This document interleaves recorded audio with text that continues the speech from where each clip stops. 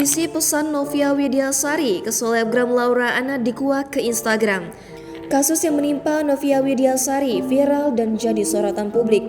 Banyak dukungan mengalir untuk almarhum agar kasusnya diungkap. Adapun sang kekasih, Bribda Randi Bagus jadi tersangka atas meninggalnya Novia Widyasari. Usut punya usut, sosok NW semasa hidup sempat mengirimkan pesan ke selebgram Laura Anna. Hal ini terkuak dari postingan Laura Anna baru-baru ini di Instagram pribadinya. Laura Anna mengaku kalau dirinya pernah diberi semangat oleh Novia Widyasari melalui pesan Instagram.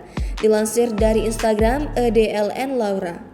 Disebut oleh Laura Anna kalau Novia Widyasari adalah sosok malaikat pada Senin 6 Desember 2021. Dikatakan juga kalau Novia Widyasari cerita kepadanya sering terluka. Laura Anna mengharapkan agar kasus yang menimpa Novia Widyasari bisa dikawal sampai selesai.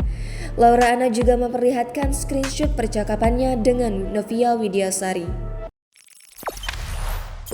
Jangan lupa subscribe, share, komen, dan like ya!